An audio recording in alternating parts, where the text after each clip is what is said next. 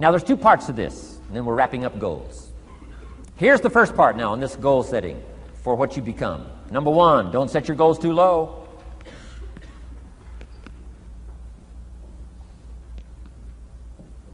Interesting, we teach in leadership. You'll find it on the cassettes. Don't join an easy crowd. You won't grow. Go where the expectations are high. Go where the demands are high. Go where the pressure's on to perform, to grow, to change, to develop, to read, to study, to develop skills. I belong to a small group. We do business around the world. You cannot believe the expectations at that level. What we expect of each other in terms of excellence, far beyond average. Why? So that we can each grow, so that we can receive from the group, we can contribute to the group, something unprecedented. It's called living at the summit. Go where the demands are high. Go where the expectations are strong, so that it'll provoke you, push you, urgently insist that you not remain the same for the next couple of years, the next 5 years, that you'll grow and change. So don't set your goals too low. The guy says, well, I don't need much. Well, then you don't need to become much.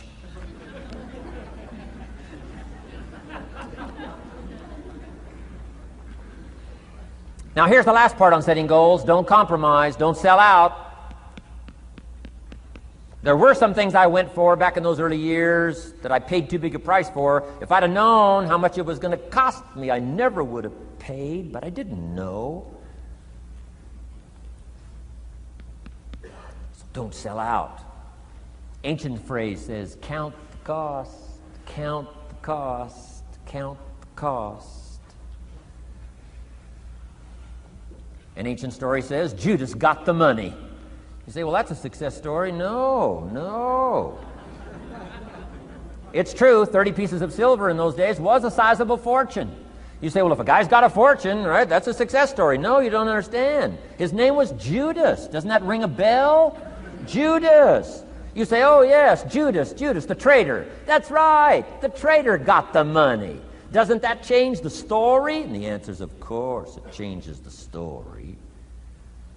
Interestingly enough, after Judas gets the money from becoming a traitor, he's got the money in his hot little hand, and now he's unhappy. Somebody says, well, if you had a fortune, how could you be unhappy? Well, he wasn't unhappy with the money. He was unhappy with himself. Key phrase, the greatest source of unhappiness is self-unhappiness. The greatest source of unhappiness doesn't come from outside. The greatest source of unhappiness comes from inside. And here's where the erosion starts, doing a little less than you could. That's where the beginning little infection of unhappiness starts, doing a little less than you can, not feeling that good about yourself. So don't let that happen. Judas is unhappy. He says, what'll I do? He says, oh, I'll just take the money back. Walked in where he got the money and said, here, take this money, I'm unhappy. They said, heck with you, Judas. We got what we wanted, you got what you wanted, out. They threw him out with his money. Judas says, well, what'll I do now? He says, oh, clever. Should have thought of this first. I'll just throw the money away. And he proceeded to throw his fortune away. Why would he throw his fortune away? He was so unhappy with himself. And that's not even the end of the scenario. After he threw his fortune away, he couldn't change what he became, a traitor. And now, in total abject frustration, he goes out and hangs his worthless self,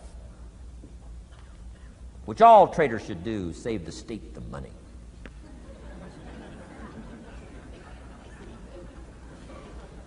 Why such a tragic end? Because he was so unhappy with himself. He sold out. He paid too big a price. Ancient script sums it all up and said, what if you gained the whole world and it cost you your soul? Too big a price to pay if you got the whole world. Don't sell out. Don't compromise your values. Don't compromise your virtues. Don't compromise your philosophy. Key. Here's the key word, beware. If Judas could speak back, he'd probably say beware. Two good words from ancient script. One, behold, the positive word. Behold the possibilities, behold the opportunity. Behold the drama, behold the awesomeness, behold the uniqueness. Behold the majesty, behold. What a good word. But here's the other word. Beware, beware, beware. Don't sell out. Mark well what you become in pursuit of what you want. But I'm inspiring you, hopefully, to set the kind of goals that'll transform your life, make you far better than you are, far stronger than you are.